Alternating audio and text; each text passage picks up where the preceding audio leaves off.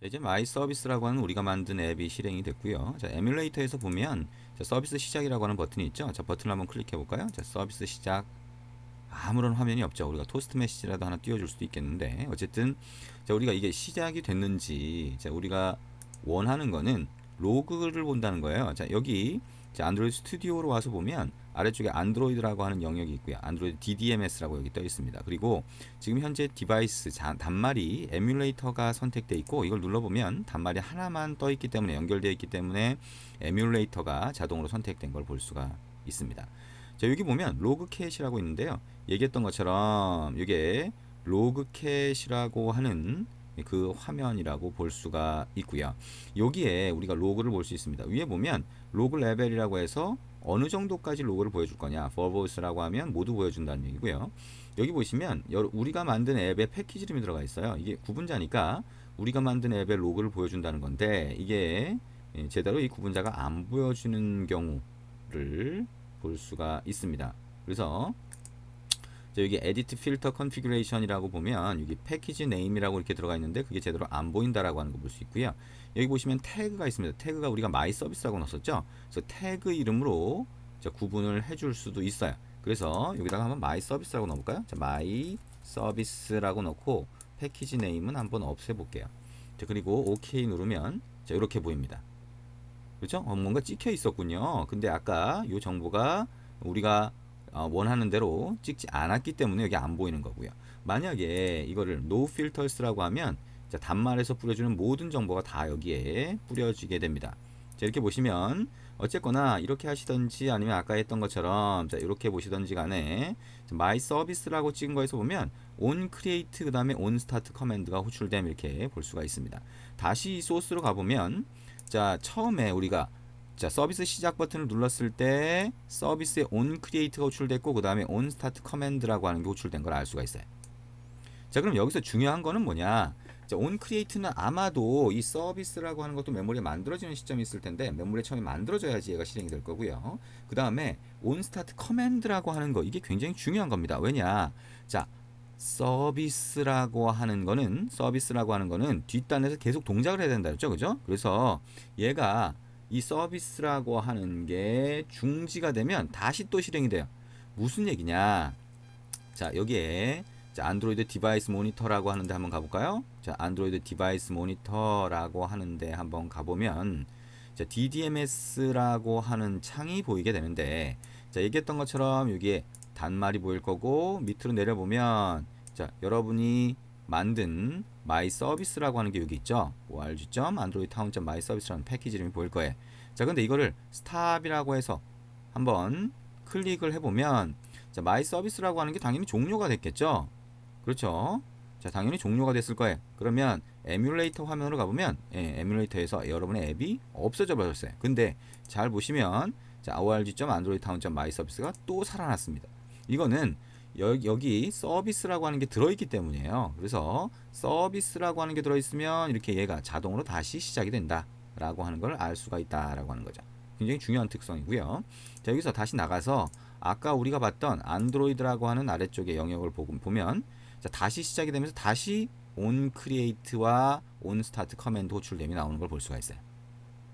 그죠? 예, 또 시작이 됐으니까. 근데 이게 완전히 메모리에서 없어진 경우가 아니라면 우리가 스타트 서비스라고 하는 거를 액티비티에서 이렇게 호출을 할 때 얘가 메모리에 있기 때문에 on start command 호출됩니다. 무슨 얘기냐? 서비스는 웬만하면 죽지 않습니다. 네, 강제로 이렇게 종료시키는 경우는 아주 리소스, 단말에 사용할 수 있는 메모리나 이런 게 거의 없는 경우에 강제로 종료가 되고요.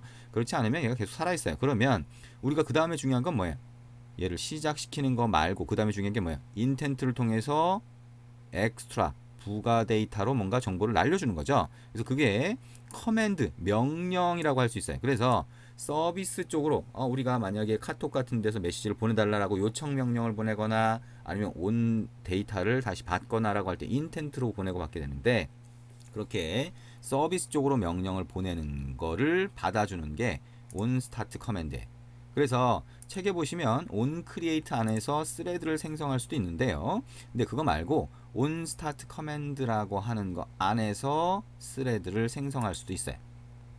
그래서 예를 들면 intent라고 하는 거 안에다가 자 이렇게 한번 넣어볼게요. 자 intent 점 자 put extra라고 해서 자 command라고 하는 명령을 우리가 하나 정의를 할 겁니다. 자 그래서 start라고 하는 명령을 하나 넣었다라고 하게 되면 이거를 어디서 받을 수 있어요? on start command 안에서 받을 수 있습니다. 그게 intent가 어디로 넘어와요? 여기 있는 파라미터로 넘어옵니다. 자, 그래서 if라고 해서 intent라고 하는 게 널이 아니면 intent는 널이 될 수 있다라고 일단 생각을 하시면 좋습니다. 그래서 get 뭐예요? string 타입이니까 string extra라고 해서 자, command라고 하는 이름으로 넘겨줬죠. 그렇게 해서 여기서 뭘 받을 수 있어요? string command라고 하는 어떤 명령을 넘겨줬는지를 볼 수가 있죠. 그래서 if command도 만약에 널이 아니면 우리가 어떤 명령을 보내줬는지를 구분할 수 있어요. if command 뭐야? 점 equals 문자를 비교하는 게 점 equals죠. 그래서 여기에 뭐예요? start라고 하는 명령을 우리가 보낸 거니까 start라고 하는 명령을 보냈다면 그때 뭘 할 거냐? thread를 생성을 할 겁니다. thread를 그래서 그 thread는 우리가 이 서비스라는 클래스에서 implement runup을 할 수도 있고요. 아니면 직접 클래스로 만들 수도 있어요.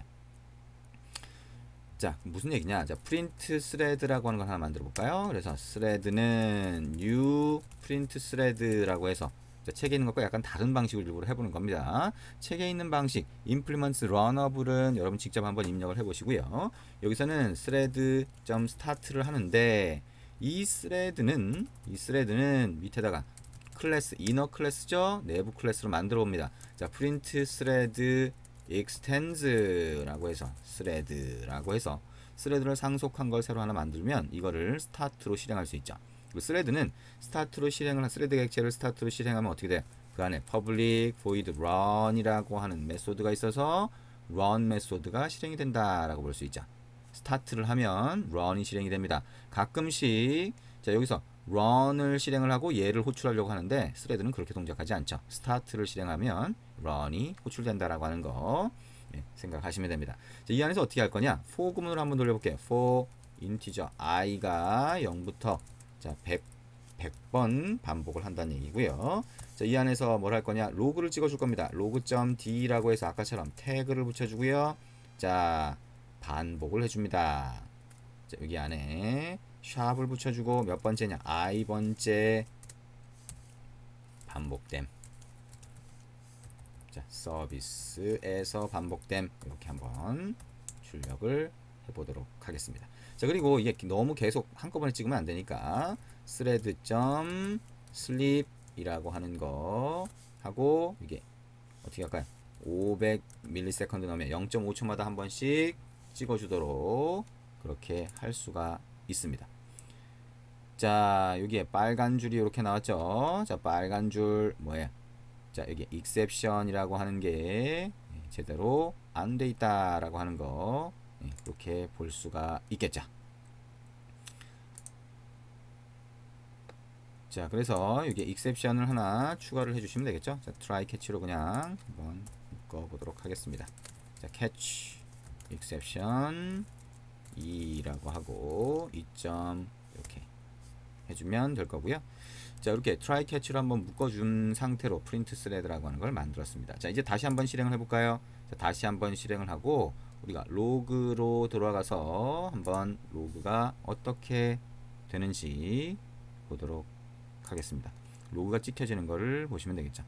자, 그래서 얘가 실행이 되면 자, 이렇게 앱의 화면이 뜰 거고요. 그 다음에 버튼을 클릭하면 서비스가 실행이 될 겁니다. 실행될 때까지 조금 또 기다려야 되나요? 자, 실행이 됐네요, 벌써. 자, 그러면 실행이 됐고요. 자, 여기에 서비스 시작 버튼을 누르고 자, 이쪽을 보면 되겠죠. 어떻게 돼? 로그가 계속 찍히는 거를 볼 수가 있습니다. 그렇죠? 자, 실시간으로 0.5초마다 한 번씩 찍힌다. 이게 뭐예요? 스레드에서 찍는 거를 볼 수가 있습니다. 자, 이게 서비스에 자, 서비스 어떤 건지 잘 보셨을 거고요. 자, 책에 있는 대로 implement runable도 한번 수정을 해보시고, 그 다음에 지금 얘기한 것처럼, 자, 여기 서비스라고 하는 거, 자, 굉장히 중요한 부분입니다. 요즘에는 카톡 같은 그런 앱, 자, 뒤에서 뭔가 받아서 처리할 수 있는 그런 앱이 많이 요구가 되기 때문에 자, 그런 기능을 만들려면 서비스를 반드시 써야 되고, 서비스 쪽으로 뭔가 정보를 보내고 싶을 때 자, 인텐트 안에 엑스트라 데이터를 넣고 그걸 on start 커맨드에서 받는다라고 하는 거 생각을 하시면 되고요. 여기에 on create나 on destroy 또는 on pause 뭐 이런 식의 콜백 메소드가 있다면 그것도 어떻게 동작하는지 이렇게 로그를 찍어 보시면 됩니다. 자, 서비스에 대해서 같이 한번 알아봤습니다.